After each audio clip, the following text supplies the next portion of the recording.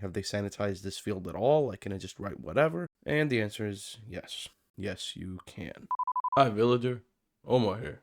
So the other day I got an email inviting me to a summit in Geneva. I'm a journalist. I've been so for a decade. I have my own news outlet called Blogonogram, and that's where the email went to. So I thought, okay, this might be legit. And then I looked at the email address it came from, and I thought, okay, no, that's a scam. You ain't slick. You ain't tricking me. So I deleted it, and that was it. I was done. I wasn't done. Not even close. Welcome to the investigation room. Hi, how are you? Welcome back. Let's talk about it. So, you know the UN, right? The United Nations. So apparently, and I didn't know this, they have like a big room. And that room is used by other companies. They have like the UN offices, and in there they have rooms that these forums or organizations can rent out or can rent to hold their events. And I got an email from something called the AIFOD, so that's AI for Developing Countries Forum. At first glance, it seemed legit. When I went onto the UN website, they did have an event during those dates, and everything seemed fine. And then I realized, oh wait, this is fake. And it's not in the sense that, oh, the UN is in on this, and this is my big conspiracy theory. No. But let's turn on the lights. Hopefully that worked. I guess we'll have to wait and see. I don't usually check my spam emails. I check them every so often. And this came to my Blogonogram email, and I didn't really think much of it. And then I got curious, and I was like, okay, let's see what this is all about. First of all, they have apps. Like, they have apps on the App Store and on the Google Play Store, which, in theory, anyone can get. You know, if you pay for a developer's account at Apple, you can get one, and if you have an app, you can submit it to Google Play. There is a very high amount of shitty apps on those platforms, and actually that could be a fun video to make. So if you'd like to see that, let me know down below. I digress. So they seem to be quite established, and first of all, the email looks like this, and basically they said that we have a summit at the United Nations office in August in Geneva, and they had one in Nairobi. You know, it says if you require an invitation code during registration, use this code to unlock your full membership benefits, and you'll be able to engage with fellow members of a dynamic global network. From what I could tell when I clicked in, it does seem like it's free to apply. So if you've been anywhere near working with websites and stuff, you will know this. I know this because I'm a cool man, and so that's why I'm passing it on to you. If you notice, the link has %20. %20 basically means spacebar, and so what you can do is you could pretty much change whatever name is on there. That's because it has my first name space my last name. Now, what I found out is, because I like to test things, is I said, okay, well, what if I change it to loser? It would say that loser is invited to take a seat, which I thought was pretty funny. And then I kept trying to see, have they sanitized this field at all? Like, can I just write whatever? And the answer is yes.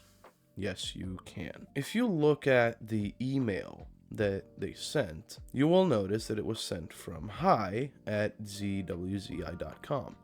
And the interesting thing is, her name is not Hi at all. It's Villain G.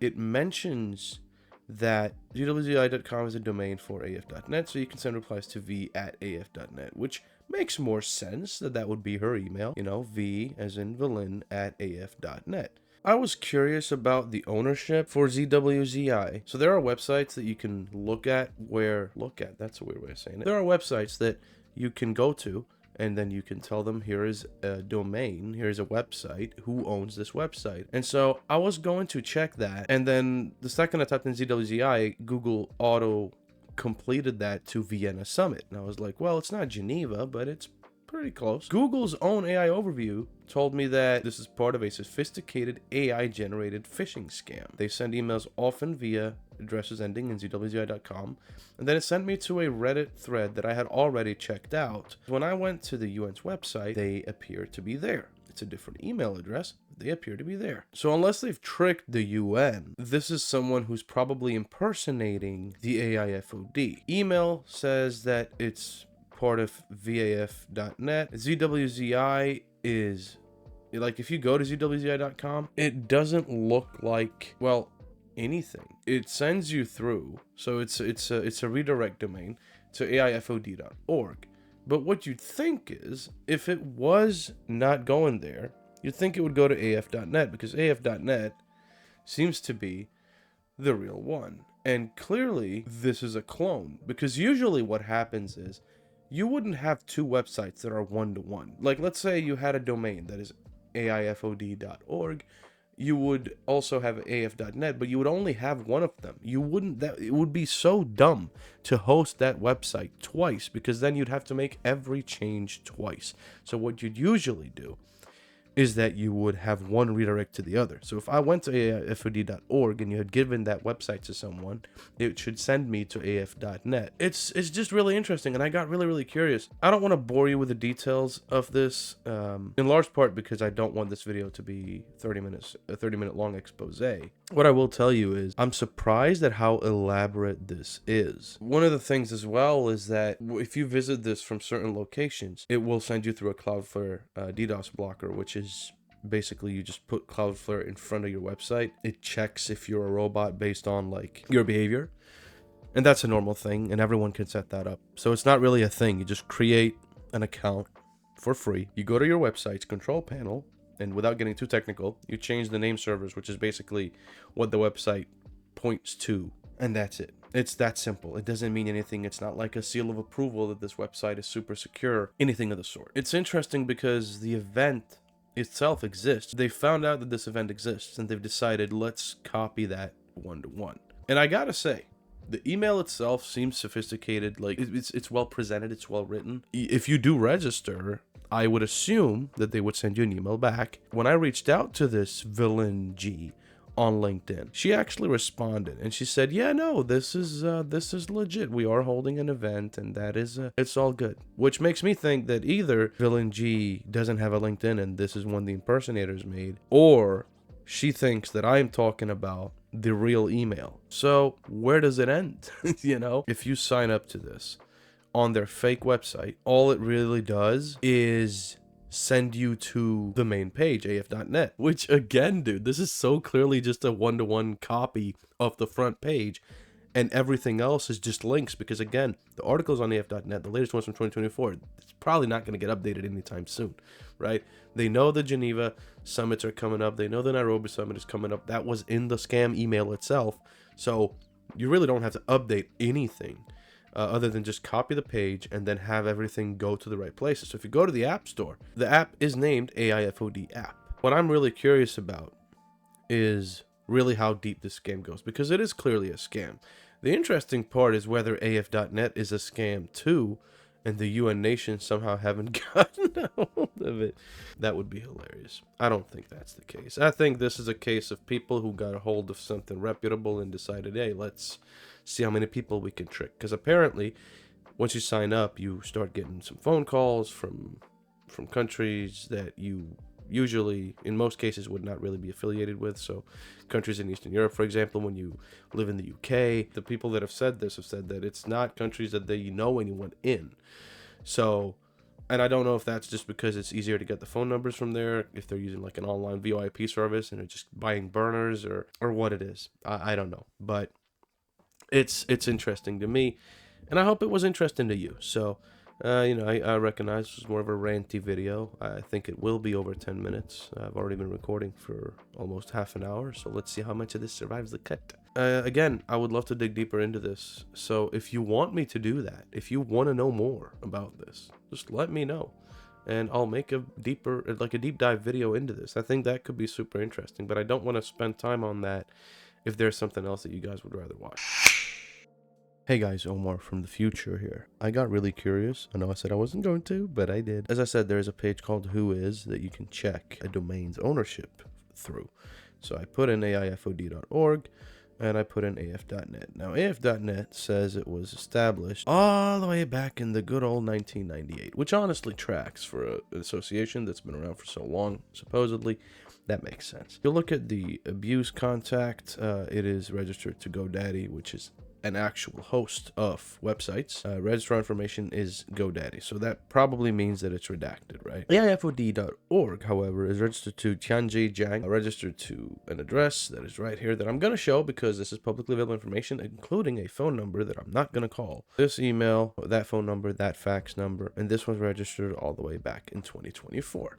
This, however, is not registered at GoDaddy. This is registered at Namecheap, which, first of all, that doesn't really make sense, right? If you're going to register a domain, especially if you're this big, if you're a client since 1998, which they might not be. I don't even think GoDaddy were around at the time. They wouldn't have them in two different places if they're this big an organization.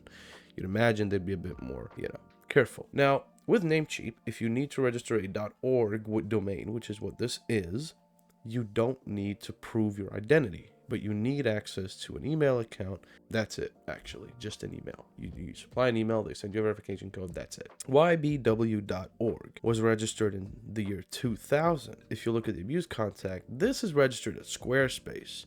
And if you look at the registrant contact, the organization is the Swiss Chinese Law Association, with everything else redacted for privacy. It's hosted at Squarespace, which is super interesting. Makes it seem like a personal website of sorts, but if you try to visit it, you can't. It doesn't exist anymore. However, the domain itself does, which means you could probably send an email to this account and it would still exist because it expires at the end of this year. Now that obviously begs the question, how the hell have they done that if this isn't fake? But if it isn't fake, why did they make a separate website in 2024 and are using that for absolutely no reason? That doesn't really make sense. So overall, I'm just a bit more confused, but now you have that extra piece of information. Okay guys, I couldn't stop looking. I just couldn't. I couldn't fall asleep. I haven't slept for 3 days. This is becoming a serious issue. While I was searching, apparently there is a site on AF.net, there's a little page called AF.net/legit, and basically throughout the whole thing, they're like, are we legitimate? We see people talk about it. We've seen you guys on Reddit. You're not slick. We've seen you. We know what you're saying. And honestly, they were all stunts. This is all fake. All these things that were asserted were factually inaccurate, and some of it was speculation presented with a slant rather than verified information. Would rather correct the record by showing than by arguing. The track record below is hosted on the United Nations own platforms and can be checked in one click. For the full breakdown, is AIFOD a scam, and AIFOD on Reddit, what people are asking and the real answers. That's interesting. If you go to AIFOD on Reddit, what people are asking, this is still on AF.net, right? Are we part of the United Nations? No, and we've said so publicly from the beginning. We are not a UN agency, body, or official partner, and we do not claim to be. Here's how to verify it without taking our word for it. Confirm the domain is AF.net. This is our only official website.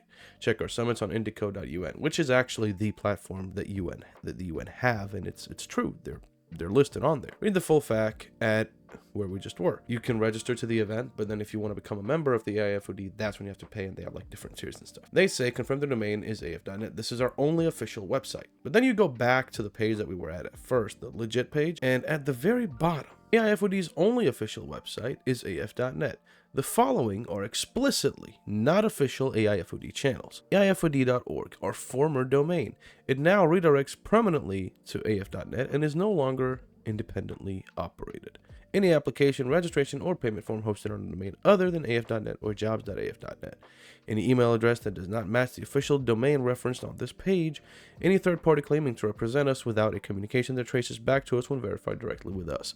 Now that is super interesting because the links that you get, one of them is to AF.net / invitation, whatever, right? That is actually their website. That is their real link. However, AIFOD.org is not only permanently redirecting, it does in a sense when you click through it, but if you just go to the main page is still the main page. So they're saying that they made the one-to-one carbon copy. If you get an application hosted on a domain that's not them, that's also fake. This is hosted on their domain, so this is by their definition not fake.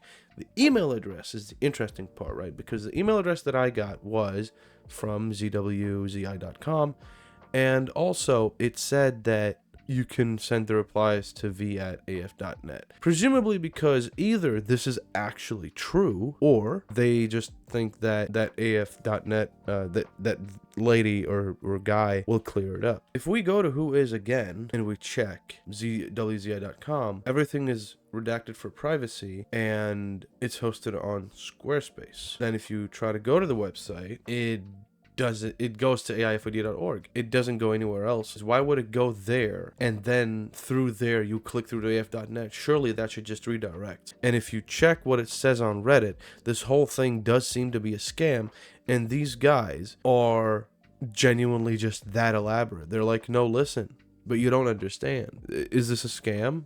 No. I'm so confused, man, because like, it's you know how sometimes you say, oh, this guy makes it look so easy. These guys make it look so hard. If this is truly a legit business, if you've been there, dude, tell me. I'm genuinely curious now. I'm not gonna book a plane ticket to Geneva and see what's up. I'm not doing that. I'm not paying for a membership tier for something that I don't even know is legit. But I'm so curious now, because this is such a ridiculously weird rabbit hole where the ultimate conclusion somehow is that, oh, this whole thing might have actually been legit and it's just really poorly made, where you can change your name to loser or whatever else you want to change it to. And it's just like a nice, like a those like invitation cards you get for weddings and stuff.